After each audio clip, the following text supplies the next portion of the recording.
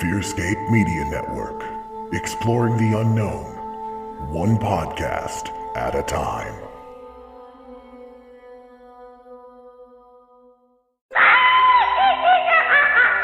Something dark is here, flying in the skies, lurking in the woodlands, swimming in the rivers, and hiding under your bed. Join me, Mark L. Watson, and Fearscape Media as we delve into the paranormal, the occult, the spiritual, and the esoteric, and peer beyond the veil. Find us everywhere you get your podcasts or search for more information at fearscapemedia.com. Ghosts in the Attics, Bodies in the Basements may contain graphic, violent, vulgar, or explicit content not suitable for all listeners. Listener discretion is advised.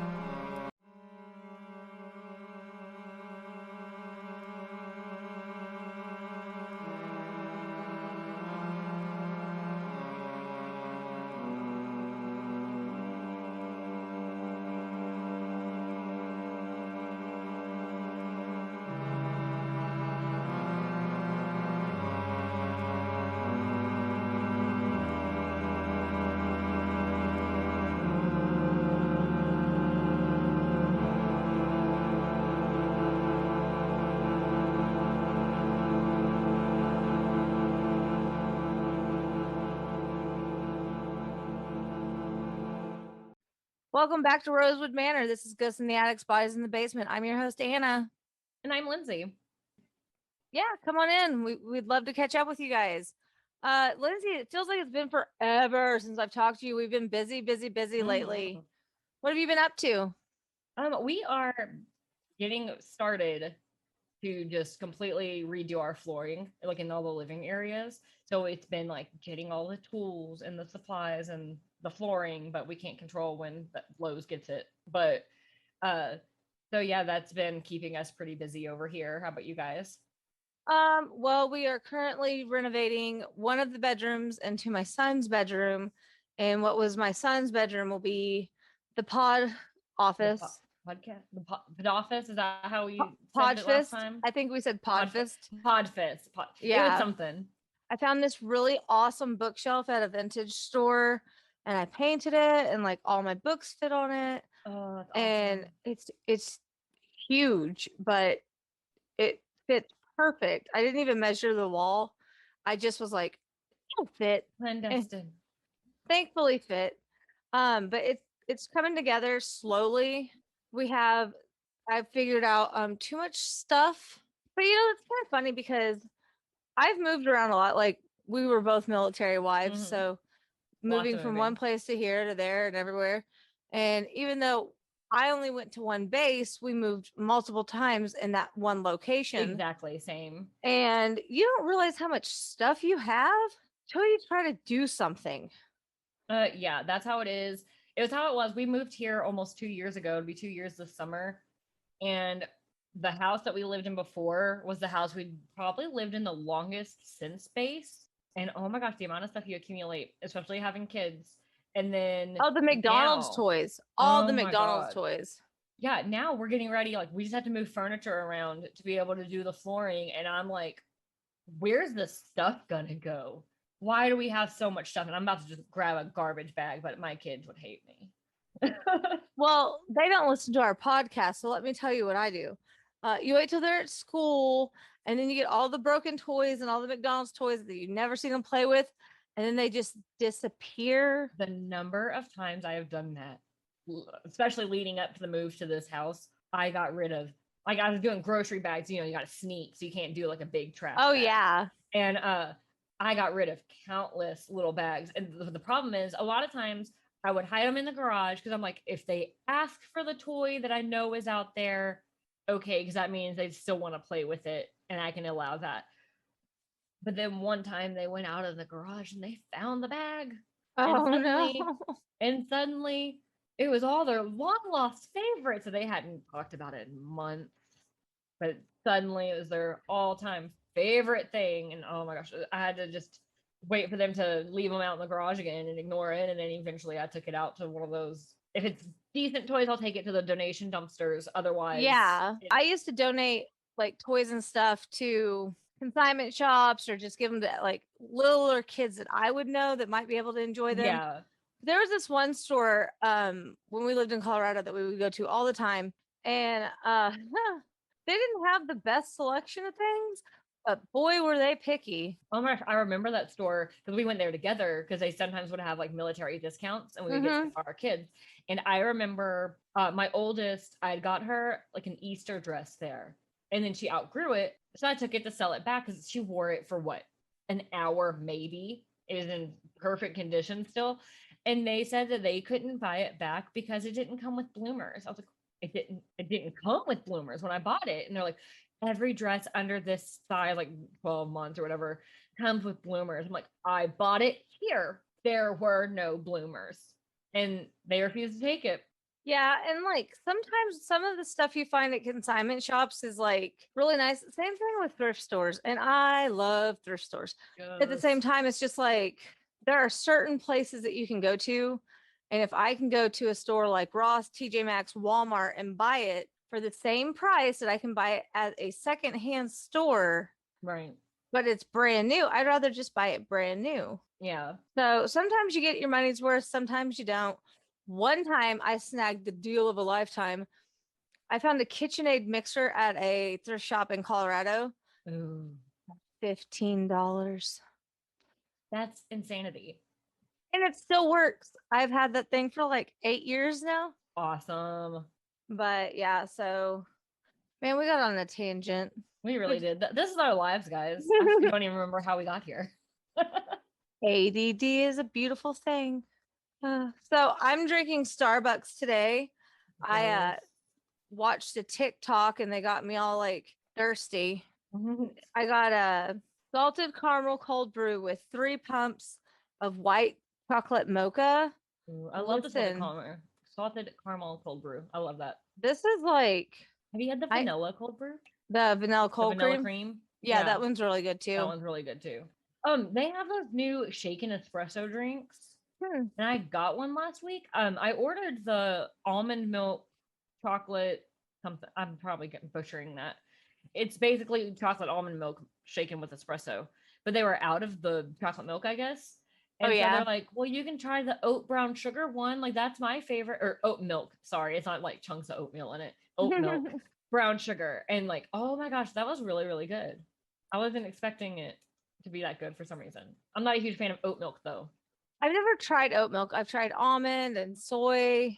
Oat milk is sweet. It's sweet. See, I would probably like it in coffee because I like ridiculously sweet coffee. Oh, in coffee, sure. But I tried it once because I'm not lactose intolerant. But a few years ago, I got sick and I had to go gluten and dairy free. And when I was doing that, I switched to almond milk. And I noticed I feel a little bit better with just a little less dairy. And so I still use almond milk for like my cereal and stuff. I'll use dairy milk sometimes too for like cooking. But I usually try to stick with almond milk. And so that's what I prefer. So my little man's birthday's coming up, and all he's really wanted to do for the last little bit is watch movies. And he's convinced that I don't know how to pick out good movies. So I'm on a mission to teach just this little boy that I can pick out excellent films. So far, we've watched Willy Wonka. He's obsessed. We've seen it 7 times in a week. He watched Charlie and the Chocolate Factory, said it was okay, but he doesn't know why they had to make another one. That's fair. And he said that the first one was better. I agree. I agree. You can't go wrong with Gene Wilder. I mean, Johnny Depp's fantastic, but there's something about that classic Willy Wonka, though. Except for Grandpa Joe, he is garbage. Grandpa Joe is garbage, and that's like a whole different. Die on this hill. This is a whole episode in itself. We could talk about how bad Grandpa Joe is. Then we watched The Goonies, and he was like, I asked him to keep an eye on the dog so it wouldn't get my food while I like went to the kitchen to get a soda for him or something. I come back and the dog's not laying where it was. I was like, hey, I thought I asked you to watch the puppy. He goes, I'm sorry, I just can't stop watching this movie. Oh, I love it.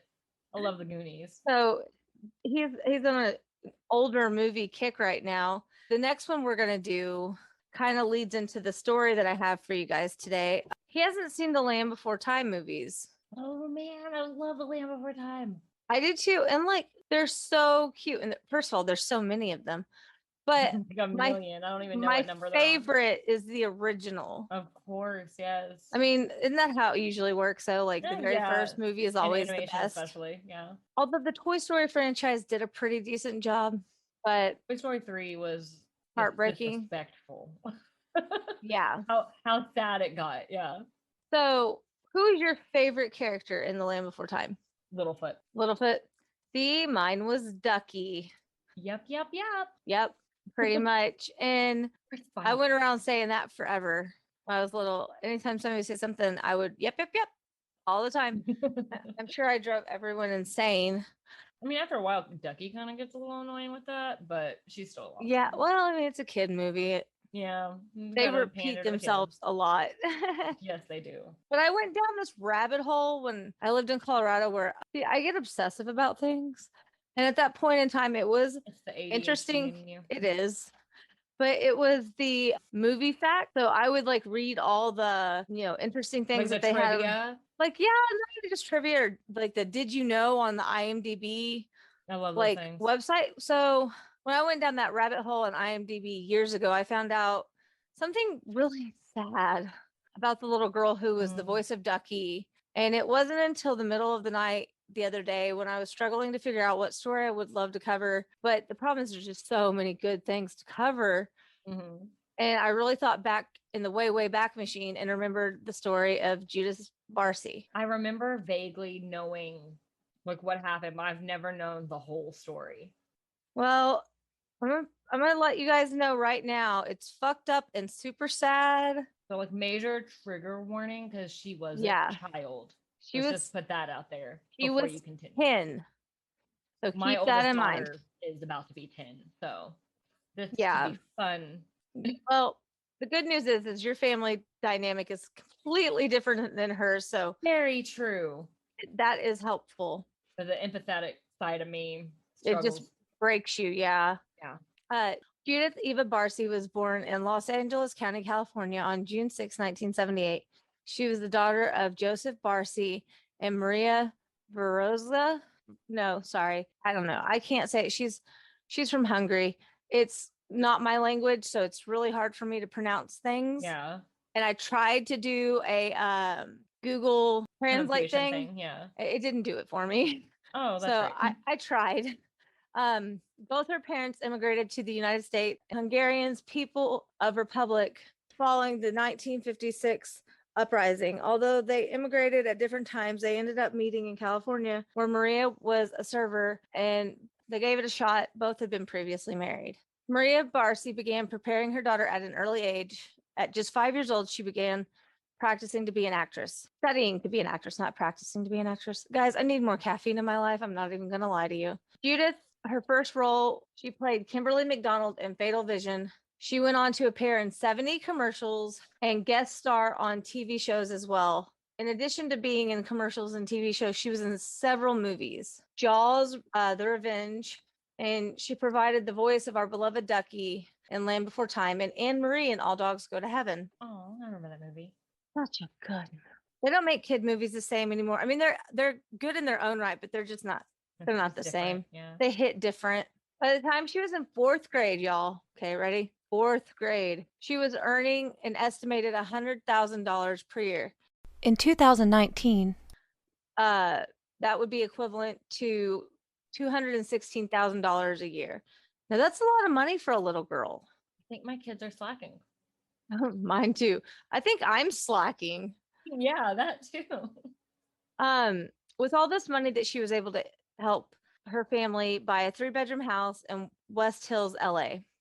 At 10 years old, she started receiving growth hormones injections at UCLA because she was pretty short for her age. She was about 3 foot 8 inches tall, and her petiteness let her be cast as a younger child than her actual age. Ruth Hansen was her agent, and she said that she was age 10, but still playing a 7 or an 8-year-old. As Judith's career began to climb, her father, Joseph, an alcoholic, became increasingly angry and routinely would threaten to harm himself and his wife and daughter. which is just heartbreaking. His drinking led to 3 arrests for drunk driving under the influence of alcohol. In December 1986, Maria reported his threats and physical violence towards her to the police. However, since they found no signs of abuse, like physical abuse on her body, she decided to drop the charges against him. That's awful. Yeah. But after she reported him to the police, he allegedly stopped drinking, but continued to threaten Maria and Judith with various threats of violence, including cutting their throats as well as burning down their house. Oh my gosh. Hey, but just- the alcohol's gone. Yeah. So That was obviously sarcasm, if you the don't know me. drinking wasn't the only issue, I'm assuming. A lot deeper than that. It's just so heartbreaking. He reportedly had received a telegram informing Maria that a relative of hers in Hungary had passed away, but in an attempt to prevent her from leaving the United States with Judith, he hid it. Wow. Isn't that horrible? Like, that's Yeah. just so malicious. Like, Mhm. to do that to somebody, to not let them know that their family members had died because you want to be that controlling. That's awful. I couldn't imagine being in a situation where you feel so trapped. Mm-mm. I mean, she went to the police and ultimately decided to not press charges, which was her decision, but I'm guessing she felt like no one would have believed her. I mean, they didn't before, just because she didn't have bruises on her body. We all know that that's not the only type of abuse. Yeah. I mean, times now are a lot more with it, I guess. I mean, Yeah, more This so than is- then, anyways. this was in the 80s, the late 80s, but the 80s. And I mean, we've come a long way, but we still have a long way to go.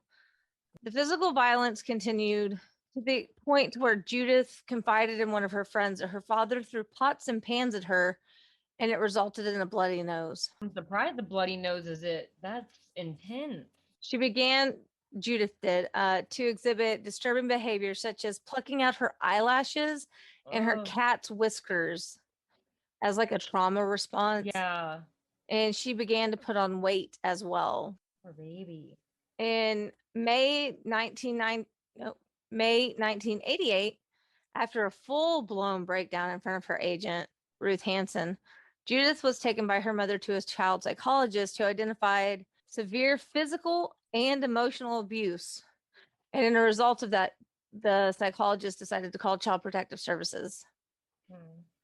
The investigation was dropped after Maria assured the caseworker she would leave Joseph and divorce him. She had a plan to move into a Panorama City apartment she had recently rented for an escape and a safe haven during the day from her husband. Which, can we just talk about how fucking sad that is?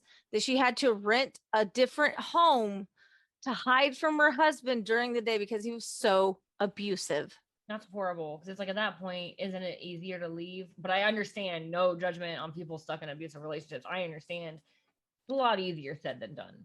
Yeah. It breaks my heart that she had to literally go find somewhere to hide. Yeah. Somewhere outside of the house to hide. Oh.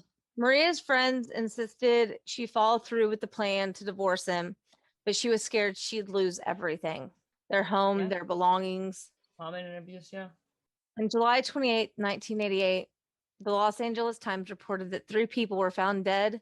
It was an apparent murder-suicide, and that the bodies were believed to be those of Judith and her mother, Maria, and her father, Joseph.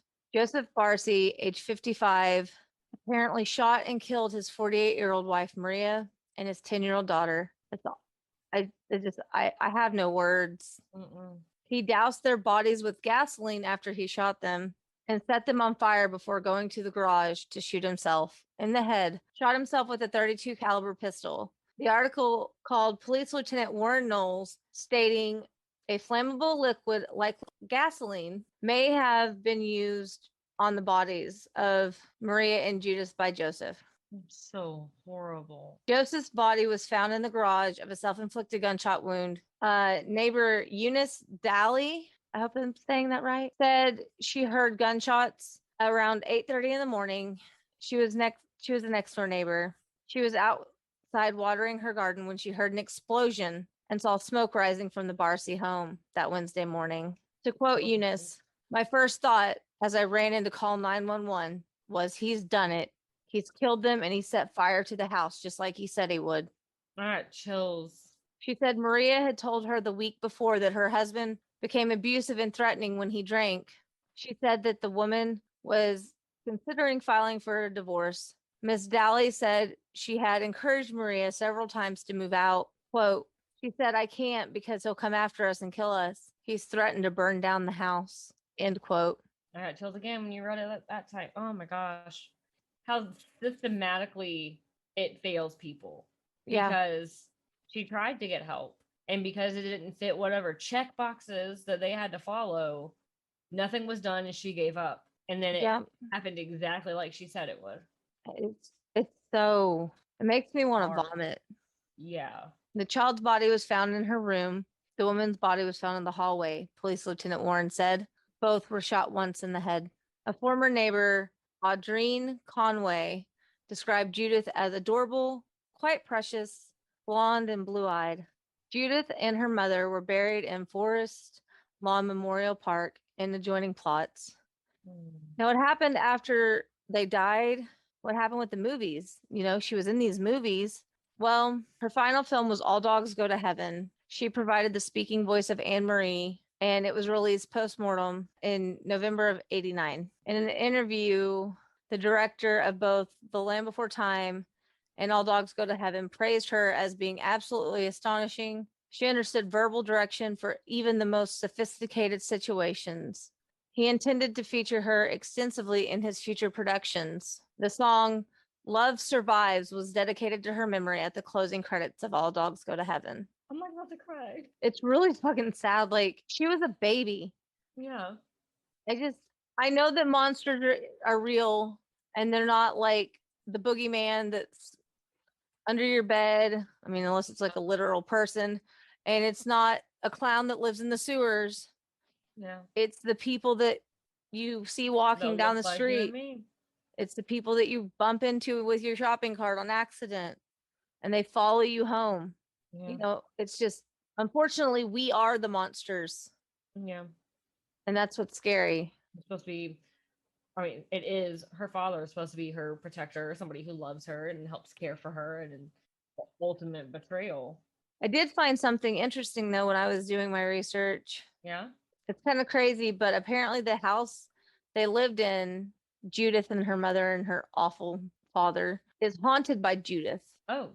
Yeah. In the article, it said the Bernal family were eager to have a fresh start in Canoga Park, California, but their home came with a tragic past, and that tragic past was where Judith and her mother and Joseph all died. The Bernal family moved into their home 19 years ago of when this article was written, and had no idea that the murder had taken place just 13 years prior, according to People magazine. They're now appearing on a reality TV series called, and this is a stupid fucking name for a show, but I kind of want to watch it anyway, Murder House Flip. Wow. That seems a little insensitive. It does. Whew. Her families are teamed up with a designer, apparel experts, and other real estate pros to provide a transformation of the space, along with like paranormal investigators. Like, it's like a whole list of like different kinds of people come together to flip this house. It's kind of intriguing, I'm not gonna lie. The property to provide transformations on properties of notorious homicides.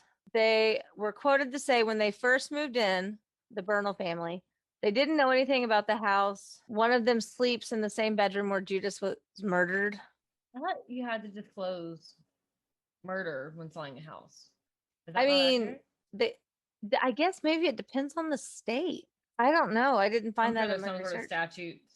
Maybe that too, because it said it had been 13 years before they bought the house. The family also insisted that they have felt a dark presence in the house since moving in and have experienced strange activities, including the garage door opening and closing on its own, as well as feeling cold spots throughout the property, according to the interior designer Joe Gazelle.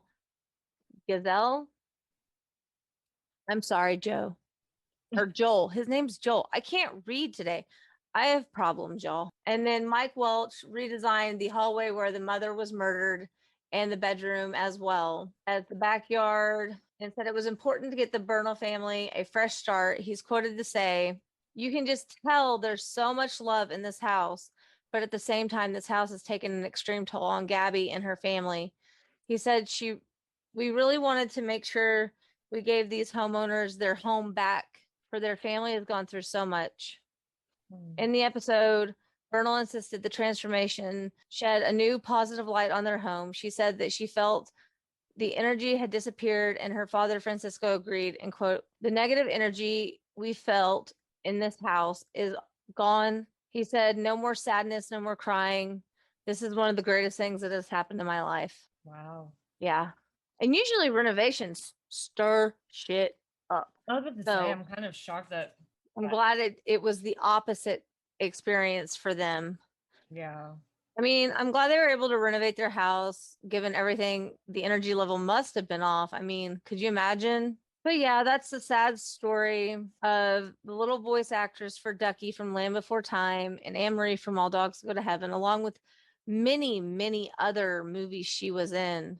70 commercials. 70 commercials, TV shows, and a slew of movies, one of which was Jaws. Well, one of the Jaws movies. Yeah. It's sad that she lost her life and her mother lost her life and her father killed himself. It's just heartbreaking. I know now that when I watch the movie, and maybe when you watch the movie, you're not going to be able to think about anything but this tragic case. When I found out about it many years ago, it kind of ruined the movie for me. I'm not going to lie. Yeah. And I'm sorry if I did that for you guys. I haven't heard anyone really that I've met talk about this. And it's so interesting because like we grew up with these movies. Yeah. And I never noticed that Ducky sounded different from one movie to the next. No, like I also haven't watched them since I was a kid, so I haven't either. I mean, I say watch loosely. I've listened to them be on the TV when my children would watch TV. But yeah, so this is the story of Judith and her mother Maria and that son of a bitch Joseph. I don't know, maybe, and this is just my perception, maybe he felt slighted because he couldn't provide for his family and his daughter could.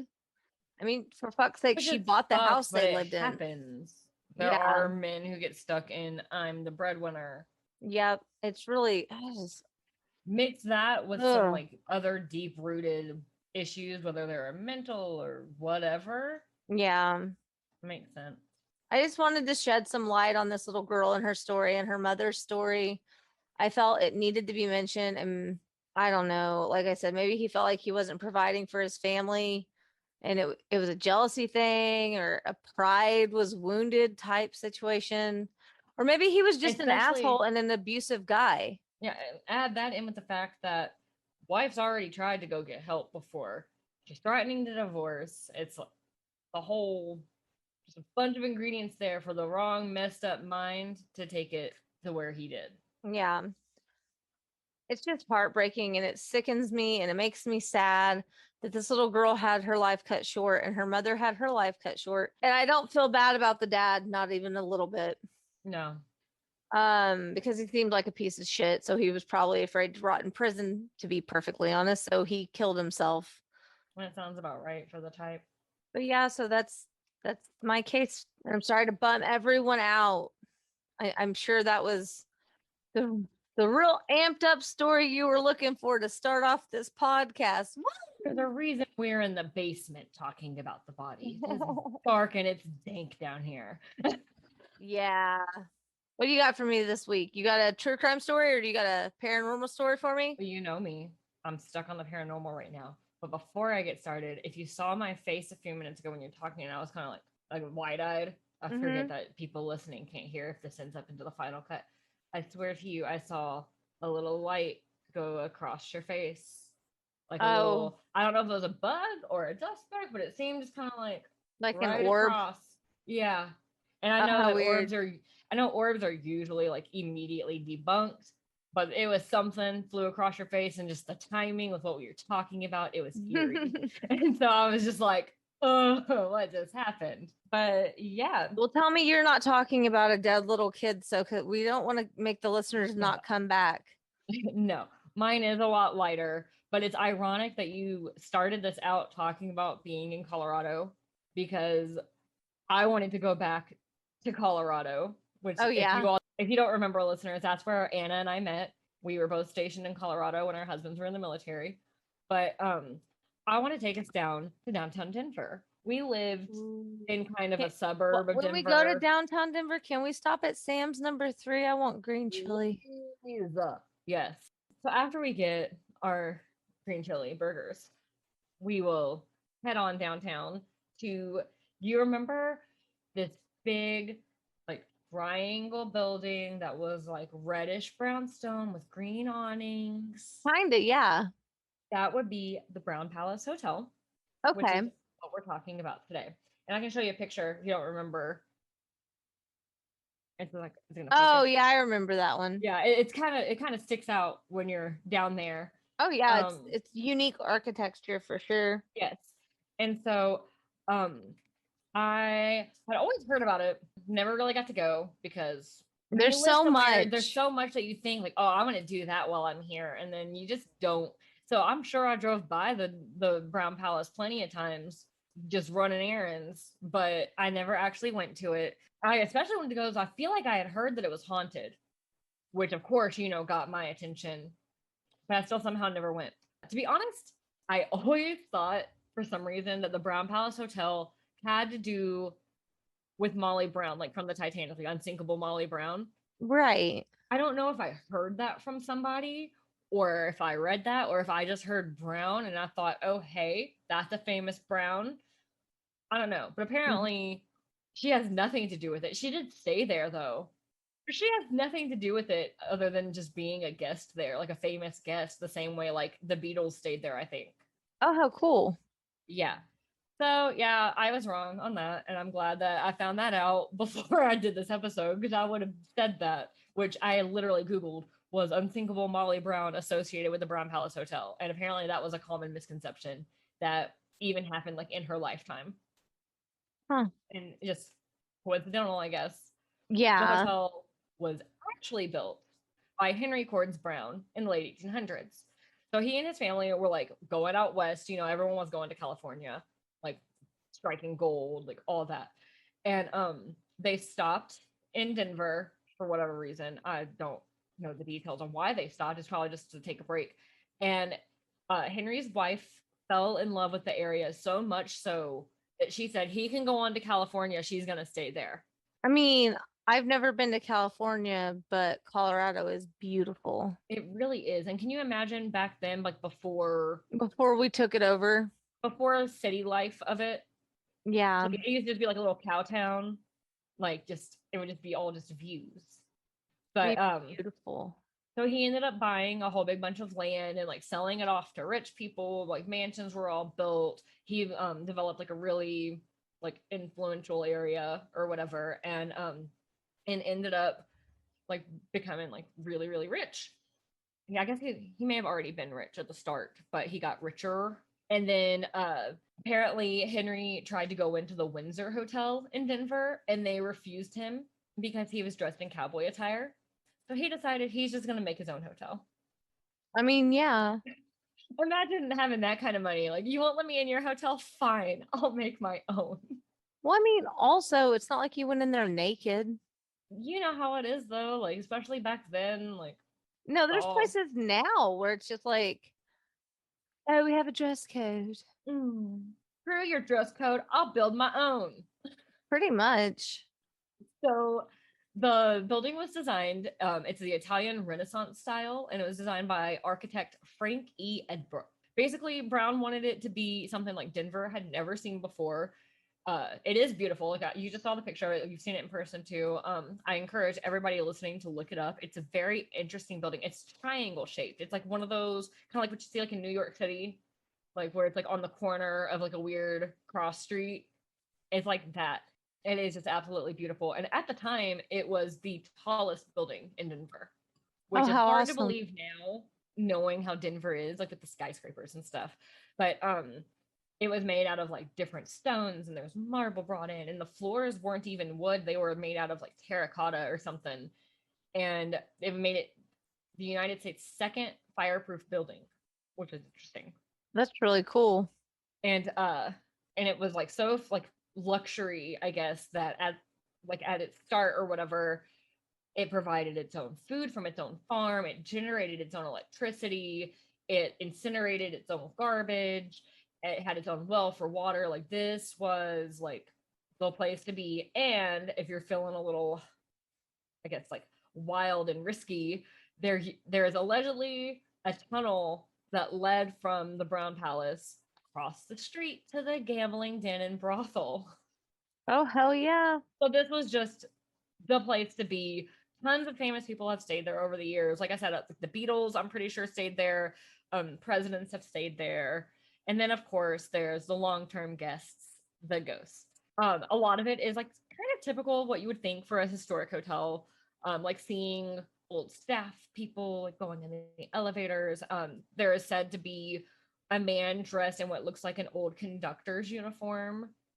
Oh, how And cool. the way he goes into like one of the corners of the building where back at the hotel start would have been where you go to get your train tickets.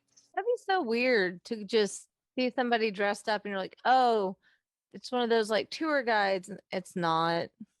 Can you imagine? Didn't we talk in the last episode or the one before that about if you just keep working when you die? That would So is this I train still think that would conductor? suck. So is it? That sounds like what's happening here. It sounds like he's still trying to go either get on his train or maybe he's the one who sells the ticket. Something like sounds like he's going to work, but he vanishes into his little corner. It says like in some of the I can't remember if it said like it was in one of the dining rooms or the ballroom or something. I guess like some people report seeing what looks like something crawling under the rug, which just No, I don't like that. awful. But the story that really grabbed my attention was the story behind room 904. And so to get there, we have to start talking about the former question mark occupant, because maybe she's still there. And that brings us back to Denver socialite Louise Sneed Hill. Louise Sneed Hill was married to Crawford Hill, who was the son of the Senator Nathaniel P. Hill in 1895, and they lived in downtown Denver. Louise felt that Denver was a, quote, social wasteland and made it her mission to become a member of Denver society, following and surpassing the footsteps of her mother-in-law, who didn't like Louise for marrying her son. She thought it was like a power move to try to like get power, I guess. So or money, like she was a gold digger or something. Yeah. So Louise wanted to like one up her mother-in-law in Denver society. And so they built a mansion, because of course, first step. And then she invited people over who were like who she felt was like the elitist of the elite. And she ended up creating an elite group called the Sacred 36. And ironically, speaking of the Sacred 36, I mentioned Unsinkable Molly Brown. Molly Brown was not allowed to be in the Sacred 36 because she used improper grammar and was too boisterous. So because she was rich, but didn't sound as educated, and because she happened to be very loud, yeah, she was trashy, and we can't have that. Yep. However, Louise's tune changed when Molly Brown became a national star after the Titanic, being the unsinkable Molly Brown.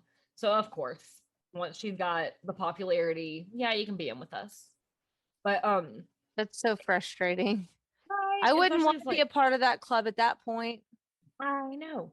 But in 1908, Louise created the first record of members of society by creating the Who's Who of Denver.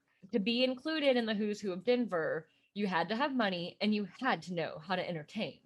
Which, let me be real, Louise sounds like kind of like a boss bitch a little bit. But from what I've always heard about Molly Brown, seems like she'd be able to entertain. But I guess that's not the right type of entertaining. It's not the right she silver seems like laid out. She's not a proper lady. But exactly. She's also like just enjoyable to be around. Yeah, and that'd be the kind of entertainment I want. Snobby people are not usually enjoyable to be around, so they probably wouldn't mix well. Apparently, Molly Brown called Louise Hill the biggest snob in Denver. or snobbiest person. I don't remember the direct quote, but point being, yeah, she got called out by Molly Brown. And Molly Brown seems more like the type of person I'd want to be entertained by, to be honest. But Yeah.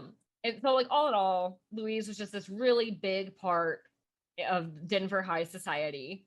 To the point that when she died, some historian said that society in Denver was over or something. That's not a direct quote, that's paraphrased by quite a bit. But she was a big deal in Denver in that heyday of society, like pre-Hollywood glamour. It was all about the rich people in your area. So she was that person in Denver. Well, what year was this supposed to be in? The 1900s, like early Yeah, 1900s. so that makes sense. I Yeah, mean, kind of like leading up to the Roaring 20s. All yeah, I'd that. say the 20s, and everybody started really like women were allowed to cut loose a little more. Yeah, apparently she was like the first person in first like socialite, at least in Denver, who like hosted a president, and like President Taft came to town and like she got to host him, and like they all wore like their fancy suits, like she, her husband, and their kids and all that. So like she was a pretty big deal in the time. And then but then in 1918 she met the man Bulkley Wells, which I keep wanting to say Buckley. It's not, it's Bulkley Wells. I'm probably still saying it wrong. But she ended up in this love affair with him. And apparently her husband like knew about it and was just like okay with it. Because like they would have dinner together, like the three of them. And she hung up portraits of her husband and Bulkley like in her house. And like, you know, it's just a little different.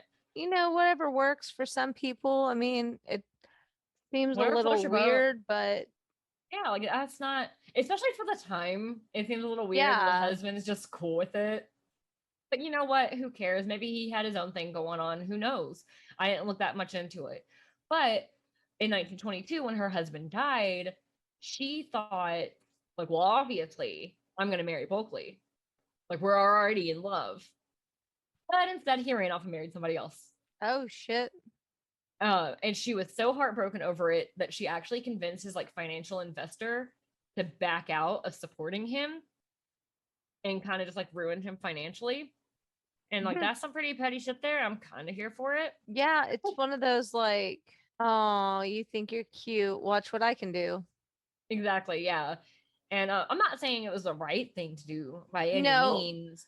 Taking the But high ground is usually the best option. Of course. But if you're gonna be petty, It's like if you I got guess that kind go of home with it. influence like she has, it's just kind of like cool, I guess, to see that power. That she had that power to ruin somebody financially because he didn't marry her. Like I said, didn't say it's right.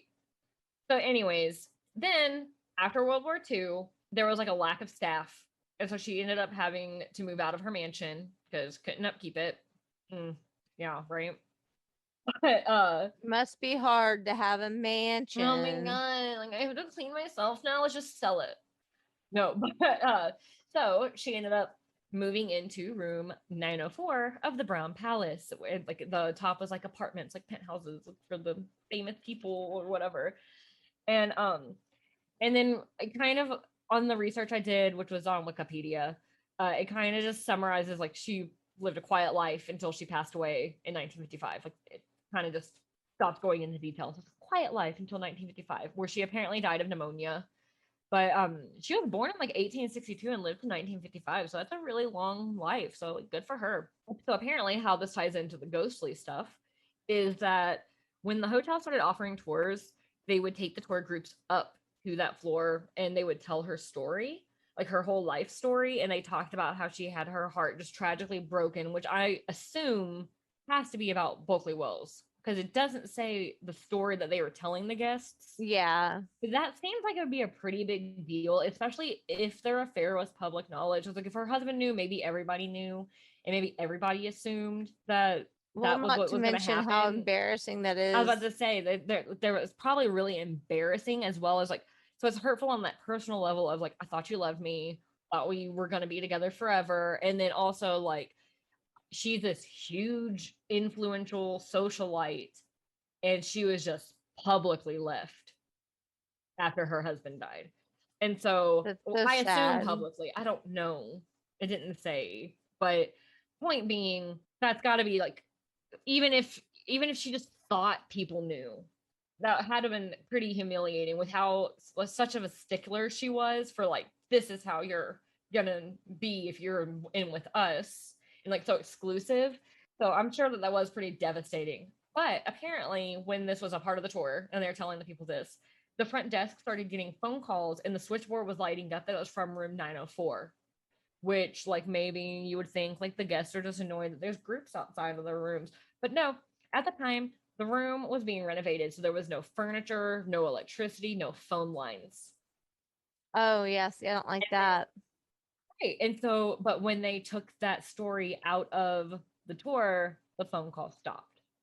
I'm thinking Miss Louise Hill did not like her shit being put out there to these people, Oh, I'm whether sure it she was just didn't. the humiliation or if it was maybe they got part of the story wrong and she was like, no, no, no, no, you're not going to spread lies about me.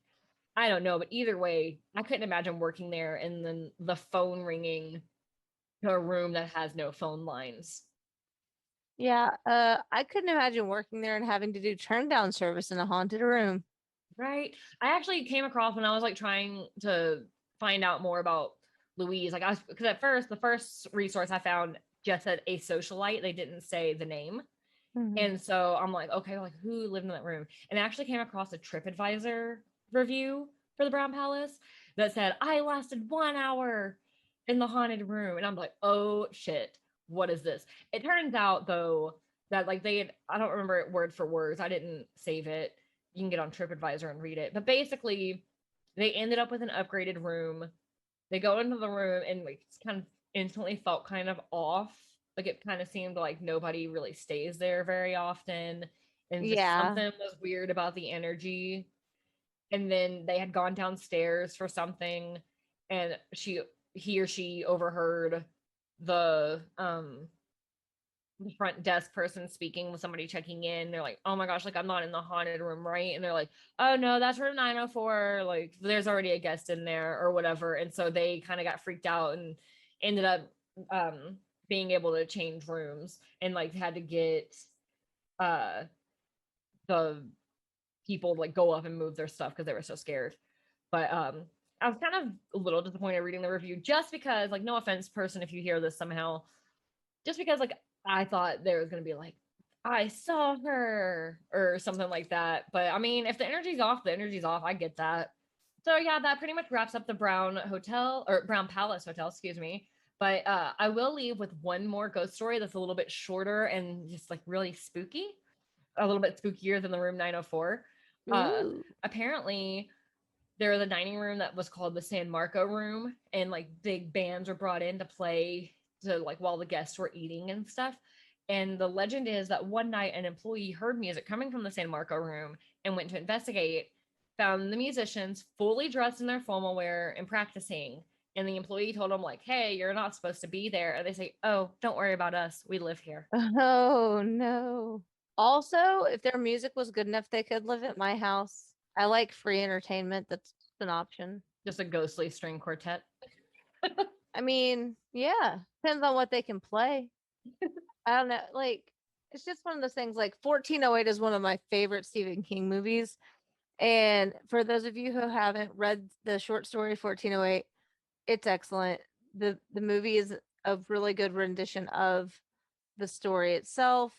Nice. And this story reminds me of 1408 because it's a haunted room in a hotel. And I don't know, it's just little things, that make you think of other things.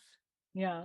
And speaking of hotels and Stephen King, I actually saw on my Facebook memories the other day that it's the like 11th or 12th, I forget which year, anniversary of when my husband, sisters, mom, and I all went to the Stanley Hotel when we lived in Colorado.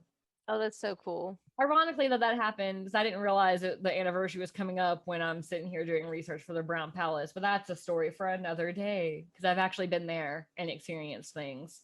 You So. know, it's funny that you say that was like 11 years ago. I swear we just lived in Colorado, but it's been know. so long. I have officially lived in Texas longer than I ever lived in Colorado. And before Colorado, I lived there the longest other than like, growing up. I grew up in Right. one state, but I don't know. It just blows my mind. because now we've lived in Texas for 7 years, and we lived in Colorado, what, 3.5, 4 years? Something. I lived in Colorado for 6 years. We will be back home in Oklahoma for 5 years on the today. Shit.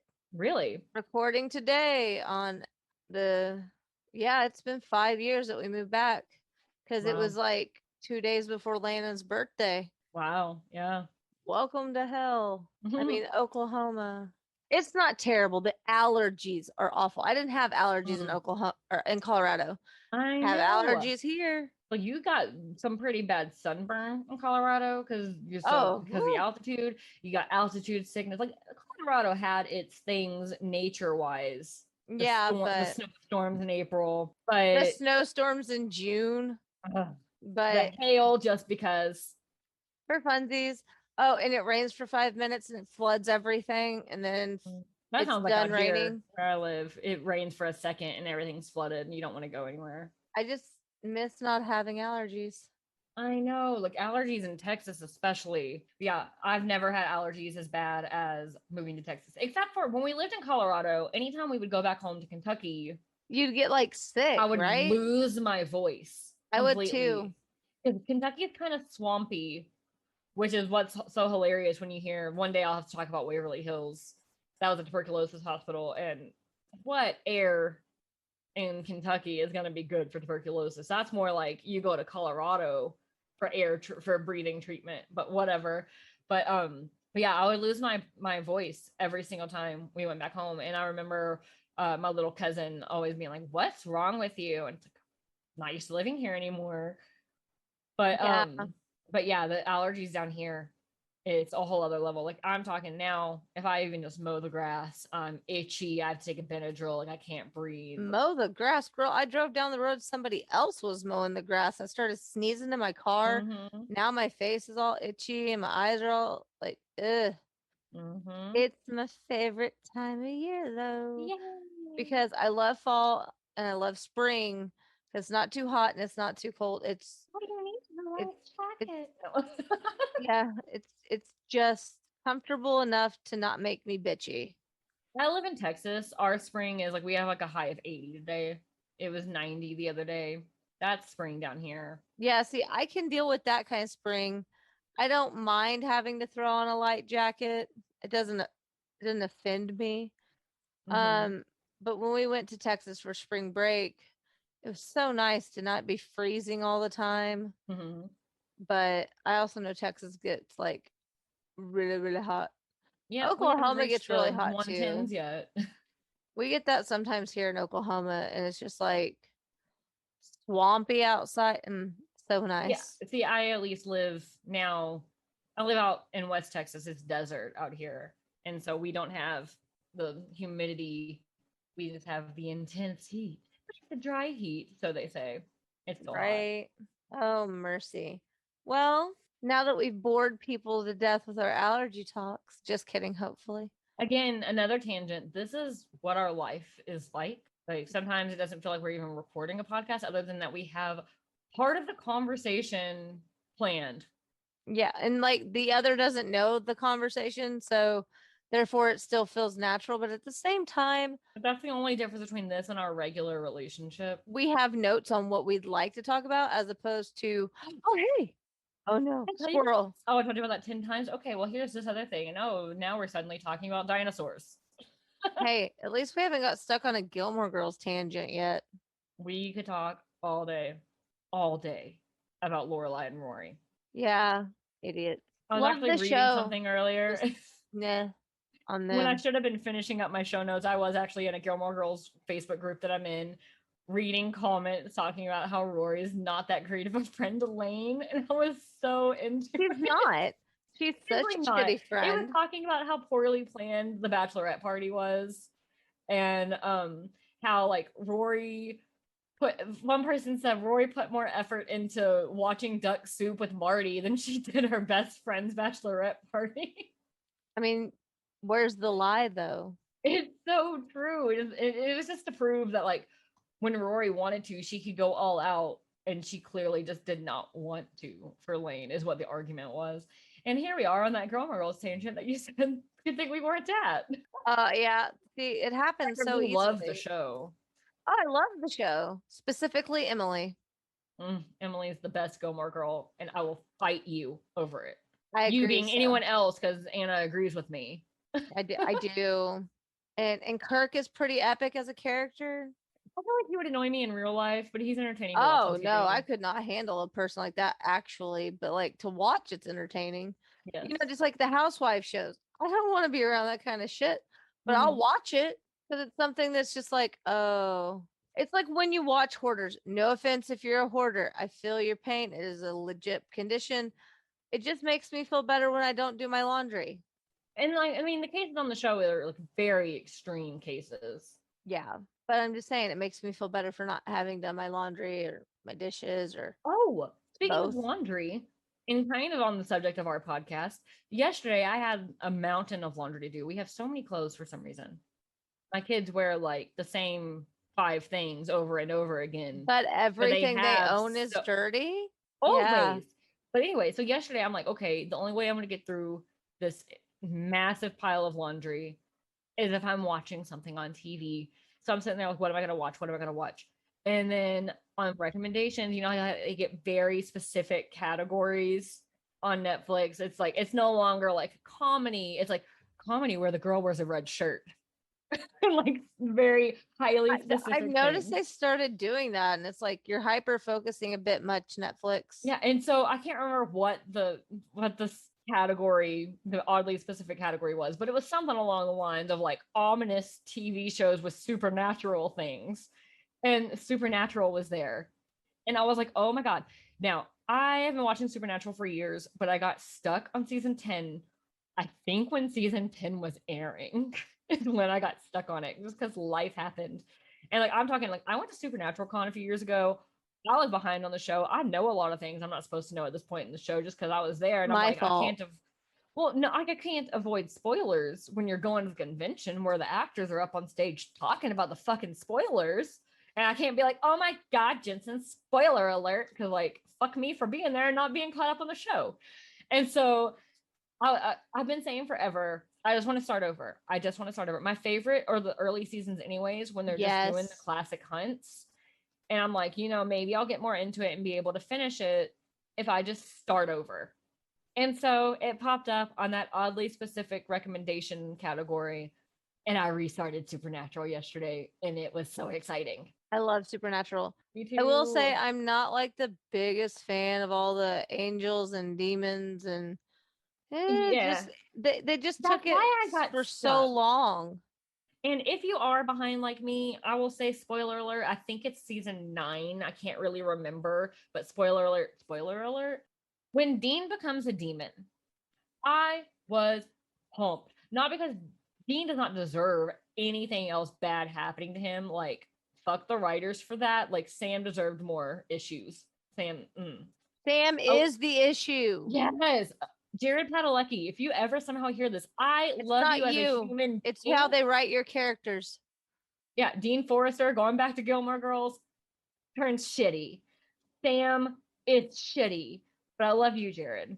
But no, Dean did not deserve to have all the horrible things happen to him that led to him becoming a demon. However, they could have done so much with it. And because of how slow the show got with all the constant angels and demons and stuff, it was the perfect setup. And then it was just like 2 episodes of Dean and Crowley hanging out in a bar, which were excellent. But that was it. Yeah, that was it. And then Dean's not a demon anymore. We're cool. Like, all better. There is so much potential. Got Dean and Crowley as a team long term for even just like half a season. Could you imagine? Oh. I can, and it annoys me that it didn't happen. I know. Because I heard, like I said, I was behind. So I knew Dean was going to be a demon before I got there in the show. I was looking forward to it for that reason, like as from like a viewer standpoint, entertainment purposes, not because Dean, the character, deserved any more. And they just really let me down. And then it got into the whole Mark of Cain stuff. I think that's where I was at when I finally was just like, I could not keep up with it. But now I'm back Yeah, to the classics, and maybe I it'll inspire me to talk about some shit on here. literally don't know what season I'm on. One of I only know the I was late on season ones. 10 because when I found it on Netflix, I had to go back to season 1. Yeah, The only uh, reason I know what season it was on. I'm on one of the last ones, It not goes what the through 12? final. Yeah, I'm not on the final one yet, but probably need to restart it just because It feels so good to restart it, to be honest. I mean, like there's a lot of things like you have that like sad feeling of knowing things to come, right. but that initial like Dad's been gone for a few days. He went on a hunting trip. Oh my god, it's amazing to go back to that and to go back just like the simple like my 7-year-old started watching with me, which I think we maybe have mentioned before how she like is all about the creepy shit, but she also gets scared. And she's like, I'm not scared. I'll bet you 10 candy bars I'm not going to get scared watching this show. And then I was like, which by the way, I don't know why she thinks we have 10 candy bars to be betting here.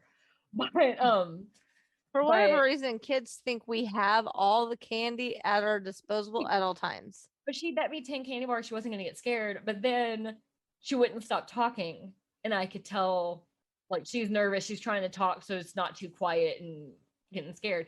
And then finally she's like, my body just feels like there's going to be a jump scare.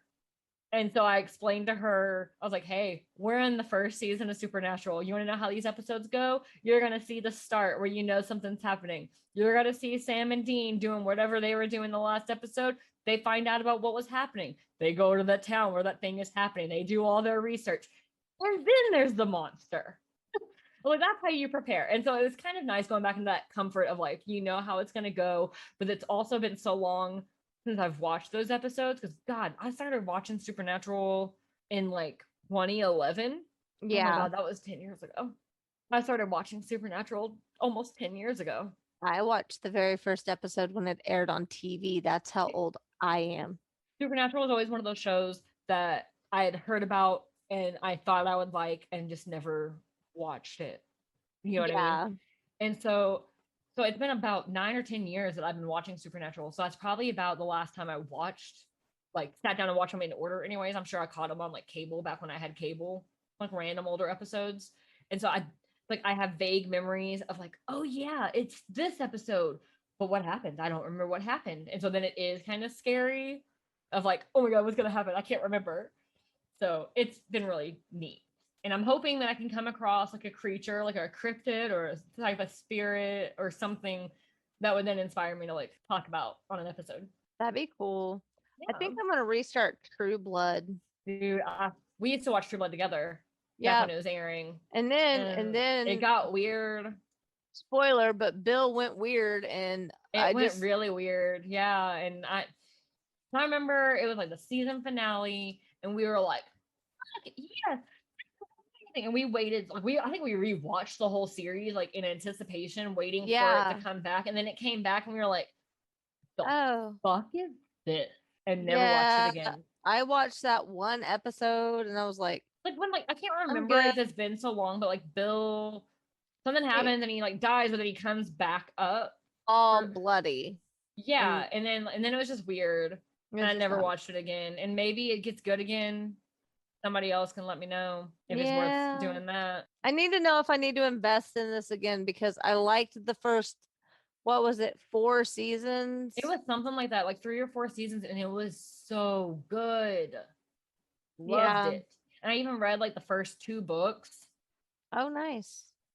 I think I still have them somewhere. Yeah, I'm in a TV rut. I don't really care. Oh, here it is. My mania is starting to set in where it's going to be like bounce around like a pinball and see what hobby we land on. Maybe it'll be reading. Ooh, or better yet, writing. That would be great. Nice. Would be great to actually like write something since the dedication. That would be interesting. Yeah. It's only been a year since I've wrote something, so it'd be okay for me to do that. I write things here and there, but it's more private stuff. Kind of, I mean, that's what exercising my mind ended up being, was all the private stuff I didn't think I was ever going to share. But this was kind of some darker shit. Just, I mean, I'm okay, listeners. It's just about shit that's happened this year, which if you know me, you know, we don't have to get into it. But Yeah, it's just one of those things like I have an idea for a dedication world Yes. secondary book, and then we're supposed to be writing a book together. We started it, something We at actually have least. 2 stories together that we've Yeah. But look, guys, life gets crazy. We understand more than anybody. Life sends you curveballs. Curveballs. God damn. Life sends you curveballs. Did I say it right that time? No, I don't know. Say it again. Curveballs. A curveball. Curveball. Life sends Life sends you a happens. curveball. Shit Yeah, happens. like It forgetting, fucks up your shit. like forgetting common phrases because I don't know if either of us just said that right. Well, the first time I was like adding in extra letters. Oh, yeah, that And does. I don't know. We'll I've hear it had on the a playback.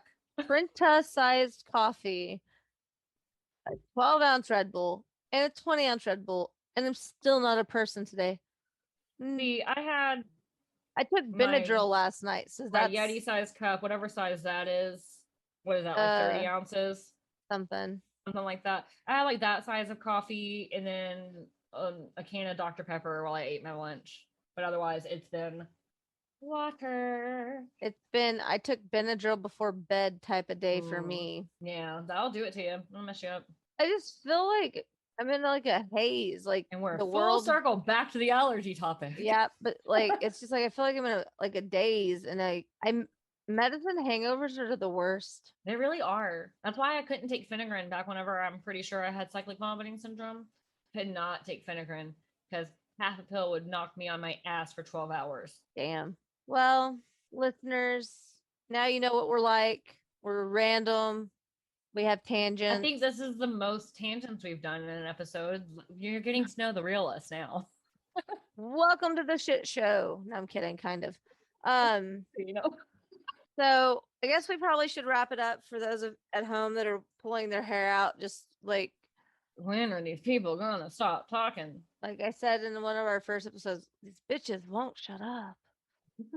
It's accurate. Did you say that? I don't remember. I did. I think it was episode 1. This But is what we're like. I hope you like it. I hope it's entertainment. yeah, come back, please. I'm gonna say this again before we go. Please send us your stories, whether it's a hometown murder mystery that you know a little bit about that you'd like for us to Your cover. favorite local legend. Favorite cryptid. I mean, it literally. Have you seen Bigfoot? Have you seen a ghost? Or is your house currently haunted? Did you play with a Ouija board and fuck up your life? Let us What's know. your theory on the Loch Ness monster? Because I saw an interesting one on TikTok. Oh, Loch Ness monsters are. We can't get on another tangent because, like, I'll be here for 2 hours talking about how Loch Ness monsters are real. My husband gets really annoyed with me whenever people bring it up. Remind me when we cut. I'll tell you the TikTok videos. I don't know if I can say it on this podcast. Probably not because it's like all ticky-tacky and copyrighty. No. And... yeah, so I guess that's it. Yeah. I don't have anything else to say. Ramble. Thank you for coming to the manor today, where we are apparently off our ADD meds and can't get our lives together. Hey, I am not diagnosed ADHD. I'm not either. Strongly suspect I have it. I don't. My self-medication is caffeine, and I just don't think I've had enough today. I am not diagnosed ADD. I'm diagnosed a lot of things. ADD is currently not one of them. I self-medicate with tons of caffeine too. It doesn't always work. Ooh, and hobbies. The question is, do we need more caffeine or less? I vote more. Oh, always more. There's no such thing as too much unless you have a heart attack, and then I guess you hit your limit. Yeah. But I'm not a doctor, so I wouldn't know. Yeah. All right. Well, thank you for choosing to come back and listen to our 4th episode of Ghosts in the Attic, Bodies in the Basement. I'm Anna.